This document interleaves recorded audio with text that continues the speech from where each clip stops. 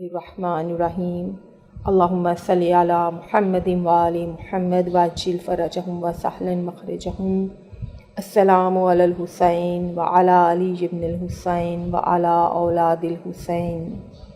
امام سجاد علیہ السلام نے مدینہ واپسی پر ایک خطبہ ارشاد فرمایا۔ جب اہل مدینہ آپ کی خدمت میں تعزیت عرض کرنے آ رہے تھے، اس وقت مولا نے ارشاد فرمایا، حمد ہے اس خدا کے لیے جو تمام عالمین کا پالنے والا اور روز جزا کا مالک اور تمام مخلوقات کو پیدا کرنے والا ہے۔ وہ خدا عقلوں کے ادراک سے دور ہے اور مخفی راز اس پر ظاہر ہیں۔ حمد خدا کرتا ہوں مشکلات کے دیکھنے پر، زمانے کی سختیوں پر، دردناک داغوں پر، زہر آلود غموں پر، عظیم مصیبتوں اور بلاؤں پر۔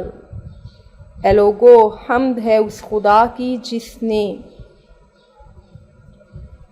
ہمارا امتحان بہت بڑی مصیبتوں کے ذریعے لیا اور اسلام میں بہت بڑا خلا واقع ہوا۔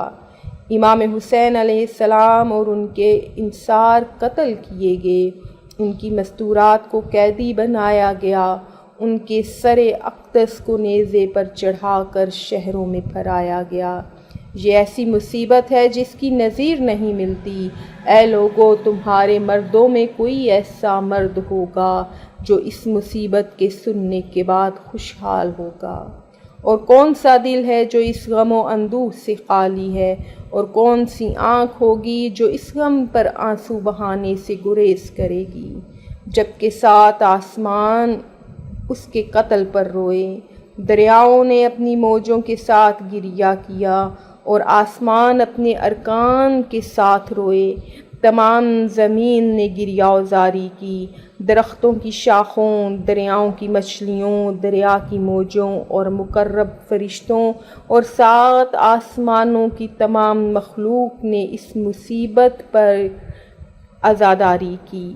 اے لوگو، کون سا ایسا دل ہے جو اس کی طرف متوجہ ہو اور گریہ نہ کرے؟ اور کون سا کان ہے جو اسلام پر آنے والی اس عظیم مصیبت کو سننے کی قدرت رکھے؟ اے لوگو، ہمیں پراکندہ کیا گیا اور اپنے شہروں سے دور کیا گیا، گویا کہ ہم ترکستان و کابل کے باشندے ہیں، جبکہ ہم نے نہ کوئی جرم کیا، نہ گناہ، نہ کوئی ناپسندیدہ عمل کیا اور نہ دین اسلام میں کوئی تبدیلی کی۔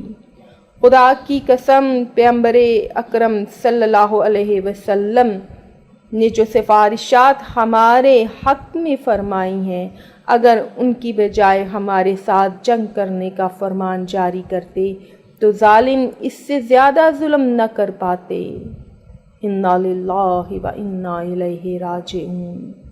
ہماری مصیبت کس قدر بزرگ، دردناک، دلوں کو جلانے والی، سخت، تلخ اور مشکل تھی۔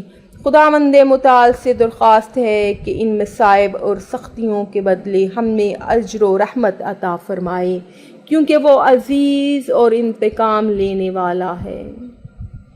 جب امام سجاد علیہ السلام اس جگہ پہنچے تو سوہان بن ساسا بن سوہان کے جو چلنے سے عاجز تھے، مولا کے خطبے کے درمیان کھڑے ہوئے اور معذرت خواہی کرتے ہوئے کہا، یبن رسول اللہ، میں پاؤں سے محروم اور اپاہج ہو چکا تھا، اس وجہ سے آپ کی امداد نہ کر سکا۔